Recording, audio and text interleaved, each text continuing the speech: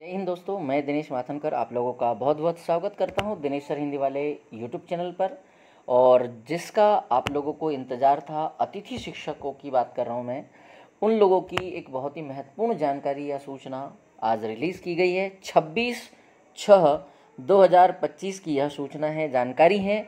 जानकारी यह है, सूचना यह जारी हुई है, विज्ञापन यह जारी हुआ है। और क्या कुछ इस विज्ञापन में है, क्या कुछ इस बार के सत्र 2025-26 में अतिथि शिक्षकों के लिए है, वो जानने की आवश्यकता है। जिस तरह से प्राइवेट में शिक्षकों के लिए ऑनलाइन उनकी उपस्थिति दर्ज कराई जाती है, मॉनिटरिंग होती है, वैसे ही अतिथि शिक्षकों के लिए भी अब एक ऑनलाइन ऐप जारी किया जा रहा है, जिसके माध्यम से उन लोगों की उपस्थिति दर्ज कराई जाएगी। आने की टाइमिंग और जाने की टाइमिंग भी दर्ज कराई जाएगी। तो क्या कुछ है इस सत्र में अतिथि शिक्षकों के लिए, जानिए। और कब से ऑनलाइन फॉर्म भरना है, कब से उन लोगों को जो हमारा पोर्टल है, उस पोर्टल पर कब तक अपने डॉक्यूमेंट्स वगैरह या जो भी अपलोड वगैरह करने हैं, उनको चॉइस फिलिंग कब से करनी है, वो सब कुछ जानकारी आज के इस सूचना में दी गई है। जानकारी पढ़ते हैं और एक एक चीज़ को क्लियर करते हैं कि क्या कुछ है ख़ास आज के इस वीडियो में। तो सबसे पहले तो वीडियो की ये सब जानकारी है, आप लोग देख लीजिएगा, अच्छे से पढ़ लीजिएगा। मैं सिर्फ यहाँ पर आता हूँ जो खास बिंदु मुझे लग रहे हैं उस पर। शैक्षणिक सत्र 2025-26 में रिक्त पदों के विरुद्ध अतिथि शिक्षकों की व्यवस्था के संबंध में यह सूचना जारी की गई है। और यह सूचना जो है जारी की गई है और संदर्भ यहाँ पर लिखा हुआ है। संदर्भ मतलब जो कि प्रीवियस जो सूचनाएं रही होगी उसको आधार बनाकर। यहाँ देखिए, मध्य प्रदेश शासन स्कूल शिक्षा विभाग अंतर्गत शासकीय विद्यालयों में प्रत्येक सत्र में शैक्षणिक व्यवस्था के सुचारू रूप से संचालन हेतु रिक्त पदों के विरुद्ध ऑनलाइन माध्यम से अतिथि शिक्षक आमंत्रण की कार्यवाही GFMS पोर्टल के माध्यम से की जाती हैं। उक्त परिप्रेक्ष्य में शैक्षिक सत्र 2025-26 में अतिथि शिक्षकों को आमंत्रित हेतु पोर्टल पर कुछ कार्यवाही की गई है, वो देखिए क्या क्या है। अतिथि शिक्षक आमंत्रण हेतु रिक्त पदों का प्रमाणीकरण क्या होना चाहिए। लॉन्ग टर्म रिक्तियाँ जो कि लंबे समय के लिए होगी। शैक्षणिक सत्र 2025-26 में अतिथि शिक्षक आमंत्रण हेतु विद्यालय में नियमित शिक्षक के अनुपलब्ध होने की स्थिति में, अनुपलब्ध मतलब वो जब नहीं है तब की स्थिति में, पोर्टल पर प्रदर्शित रिक्त पदों के विरुद्ध अतिथि शिक्षक हेतु वास्तविक आवश्यक लॉन्ग टर्म रिक्तियों की प्रविष्टियों करने की कार्यवाही विद्यालय के शाला प्रभारी द्वारा की जाएगी। अब उनको यह डिसाइड करना होगा, शाला प्रभारी को उस पोर्टल पर जाकर पहले जानकारियां अभी अपलोड करना है कुछ दिनों में कि कौन कौन से टीचर जो है लंबे समय के लिए उपलब्ध नहीं है, जो रेगुलर टीचर है, जो परमानेंट टीचर है विद्यालय में। यहाँ इसीलिए मैंने कहा है कि ये जो अभी प्रविष्टियाँ या जो जानकारी मैं आप लोगों को यहाँ पढ़कर दे रहा हूँ, ये बहुत कमाल की है, बहुत अच्छी जानने वाली बात है अतिथि शिक्षकों के लिए। विद्यालय के शाला प्रभारी का यह उत्तरदायित्व होगा कि वह विद्यालय में उपलब्ध कक्षों, जो भी सेक्शन है, एवं समय सारणी टाइम टेबल में कुल कालखंडों की संख्या के आधार पर वास्तविक अतिथि शिक्षक की आवश्यकता की प्रविष्टि करें। पिछले सत्र में शायद इन लोगों को यह देखने के लिए मिला था कि कुछ जगह पर कालखंड कम है या ज़्यादा है, पर शिक्षक वहाँ कालखंड कम है पर शिक्षक एक आध ज़्यादा है, या कालखंड ज़्यादा है और शिक्षक कम है, ऐसा भी हुआ होगा। इसी गलती को सुधारने के लिए इन्होंने ये पहले जो विद्यालय के प्रभारी है, शाला के जो प्रभारी है, उनसे यह जानकारी मांगी होगी। तो पहली जानकारी तो यहाँ हो गई। यह पूर्व से निर्धारित है कि प्रत्येक नियमित शिक्षक न्यूनतम 4 कालखंड एवं अधिकतम 6 कालखंड में अध्यापन कराएंगे। अगर मान लीजिए 4 या 6 कालखंड नहीं हो पा रहे पूरे, तब वहाँ पर उनको अतिथि शिक्षक बुलाना होगा। अतः इसके परीक्षण के उपरांत ही विद्यालय के शाला प्रभारी अतिथि शिक्षक की आवश्यकता की, ये जो लाइन है ना बेटा, ये बहुत सारे अतिथि शिक्षकों की छटनी कर देगा, है ना। बहुत सारे शिक्षकों को पद नहीं मिलेंगे, बता दे रहा हूँ मैं आप लोगों को। ये जो जानकारी लिखी है इसके अनुसार सिर्फ प्रदर्शित रिक्त पदों का प्रमाणीकरण न करें, वास्तविक आवश्यकता के आधार पर ही प्रविष्टि करें। ठीक है। अतिरिक्त रिक्तियां ऐसे नियमित शिक्षक जो बीएड एमएड पाठ्यक्रम में गत वर्ष में से प्रवेशित है, उनके कारण उद्भूत रिक्त एवं वास्तविक आवश्यकता होने पर अतिथि रिक्त संकुल प्राचार्य द्वारा पोर्टल पर दर्ज करें। देखिए, जो बीएड और एमएड करने गए होंगे उन्हीं के लिए बोला गया है कि अगर कोई टीचर नहीं है तो उनके स्थानों पर ही अतिथि शिक्षकों को रखने की बात कर रहा है, उनके स्थान पर अतिथि शिक्षक को रखने की बात कर रहा है कि वास्तविक जगह खाली है या नहीं है।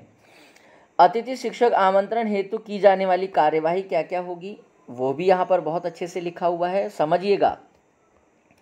शैक्षणिक सत्र 2025-26 में अतिथि शिक्षक आमंत्रण हेतु प्रदर्शित रिक्तियां एजुकेशन पोर्टल 3.0 अंतर्गत, मतलब 3.0 के अंतर्गत GFMS पोर्टल पर प्रदर्शित है। प्रमाणित रिक्तियों के विरुद्ध ही विद्यालयों में अतिथि शिक्षकों को उपस्थित कराया जाएगा।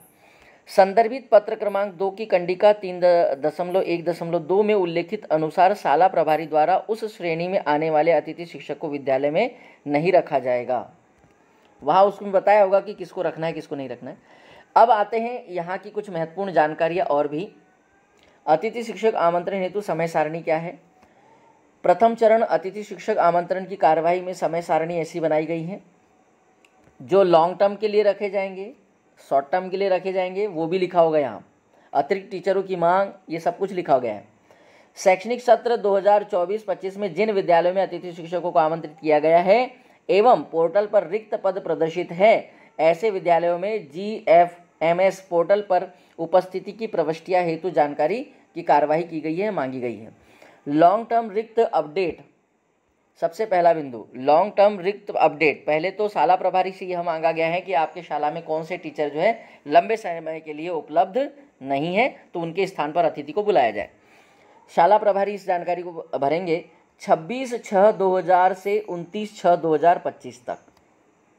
महत्वपूर्ण दूसरा बिंदु, अतिरिक्त रिक्त हेतु मांग दर्ज कराना। ये कौन करेंगे, तो संकुल प्राचार्य करेंगे कि उस शाला में अतिथि शिक्षक नहीं है, उसकी मांग करेंगे ये 26/6 से 29/6/2025 तक।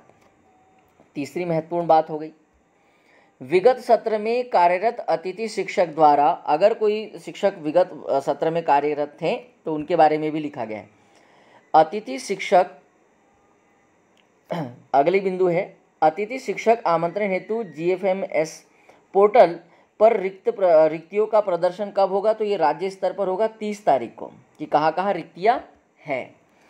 विगत सत्र में कार्यरत अतिथि शिक्षक द्वारा GFMS पोर्टल पर उपस्थिति हेतु रिक्वेस्ट दर्ज करना। अगर वहाँ पर अतिथि शिक्षक वो पहले से किसी शाला में कार्य कर रहे हैं और वहाँ पर रिक्तियाँ दिख रही हैं, तो वो वहाँ पर पहले इनको रिक्वेस्ट करने के लिए मिलेगा, फिर नए लोगों को मिलेगा।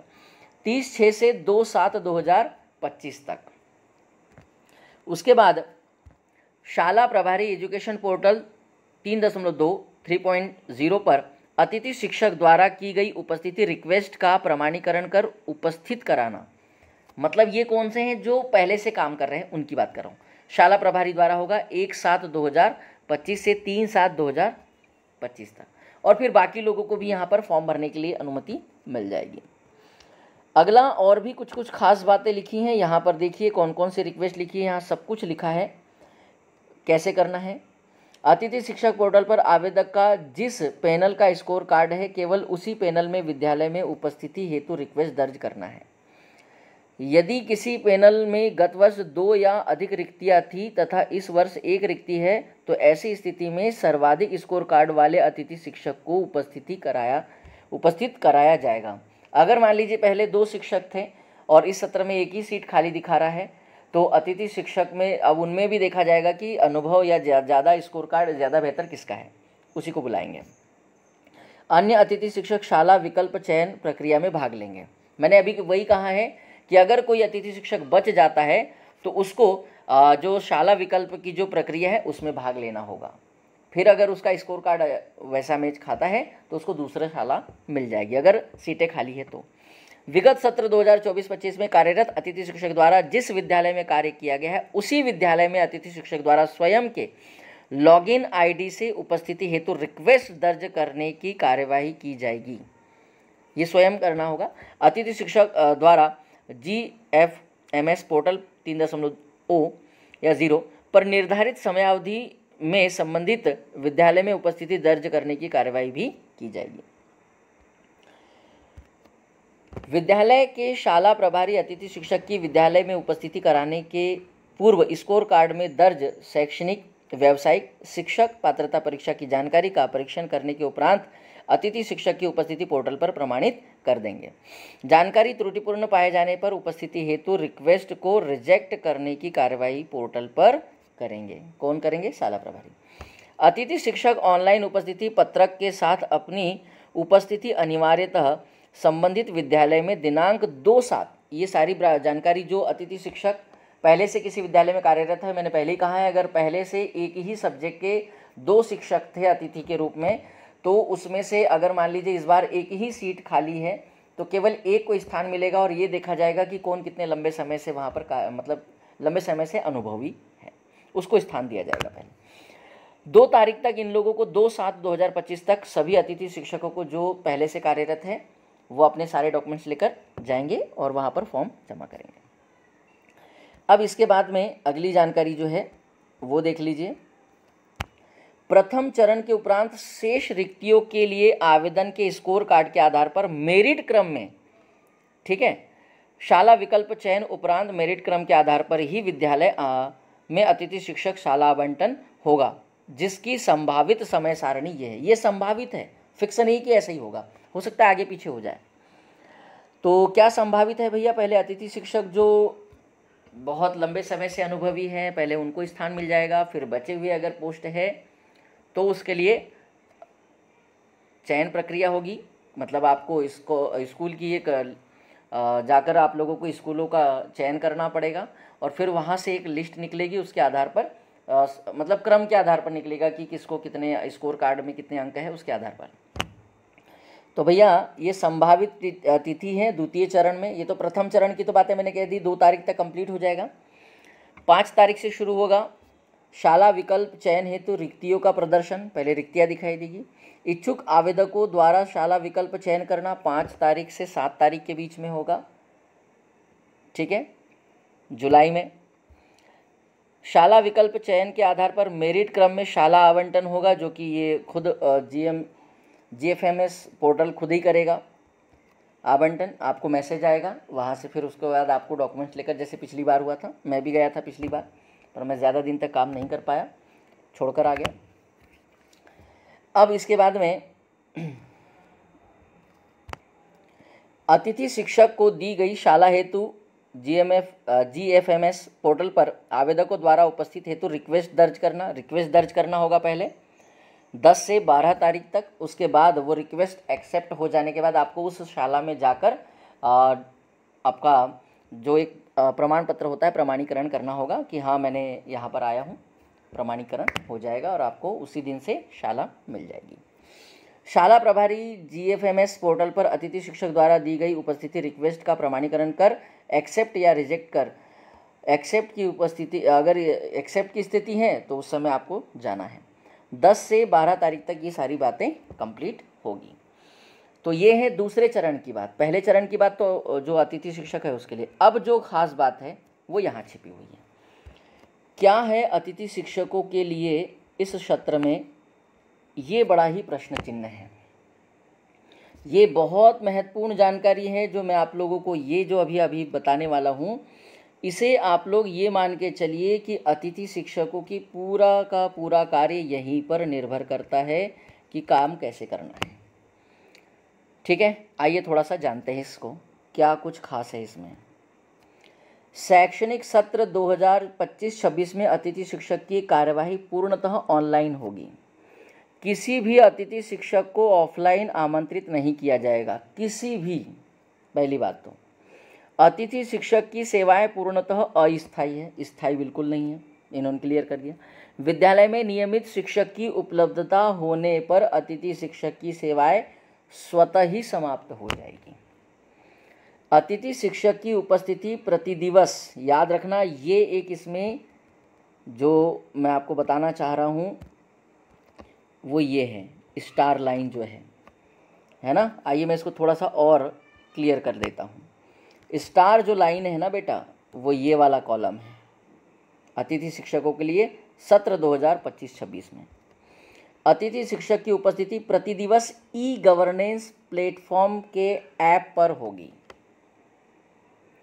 हमारे शिक्षक के माध्यम से शाला प्रारंभ होने के निर्धारित समय, जो शाला प्रारंभ होती है उसके निर्धारित समय के 1 घंटे तक उपस्थिति ऑनलाइन दर्ज की जाएगी तथा शाला बंद होने के आधे घंटे पूर्व एवं आधे घंटे बाद की वापसी की उपस्थिति भी दर्ज की जाएगी।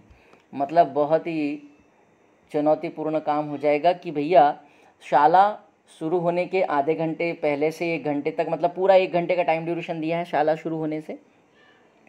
आप लोगों को आने के लिए भी पंचिंग करना है और जाने की भी पंचिंग करना है, जैसे प्राइवेट स्कूलों में होता है।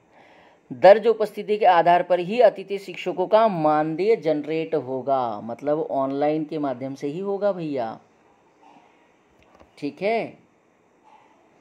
अब यह नहीं होगा कि कोई आया है, लेट आया है या नहीं आया है तो अगले दिन जाकर रजिस्टर में हस्ताक्षर कर दीजिए, ये सब नहीं होगा। जो अतिथि शिक्षक ऑनलाइन उपस्थिति नहीं लगाएंगे उन्हें मानदेय की पात्रता नहीं होगी। एक बम तो यहाँ फोड़ दिया। पिछला आप लोगों ने देख लिया कि अगर मान लीजिए पहले से कोई अतिथि शिक्षक कार्य कर रहे थे और 2 शिक्षक थे, मान लीजिए एक ही पद खाली है, तो उसमें भी उनकी जो समय सीमा है, जो कई समय से अनुभवी है, बहुत सत्र से पढ़ा रहे हैं, उसी को मिलेगी स्थान, दूसरे को नहीं मिलेगा। उसको फिर सेकेंड वाली जो प्रक्रिया है, द्वितीय चरण है, उसमें शामिल होना पड़ेगा। अगला देखिए, अतिथि शिक्षक द्वारा निर्धारित समय सीमा में उपस्थिति ऐप के आधार से दर्ज नहीं करने पर उस दिवस का मानदेय जनरेट नहीं होगा। उक्त निर्देशों के अनुसार कार्यवाही सुनिश्चित करें। समझ गए भैया? सबसे जो खास इस सत्र में जो होने वाला है अतिथि शिक्षकों के साथ वो ये है, ठीक है। बाकी सब जानकारी आपको पता है कि बेसिक जानकारी है। तो इस वीडियो को ज़्यादा से ज़्यादा अतिथि शिक्षकों तक पहुँचाइए, ज़्यादा से ज़्यादा जानकारी पहुँचाते रहिए।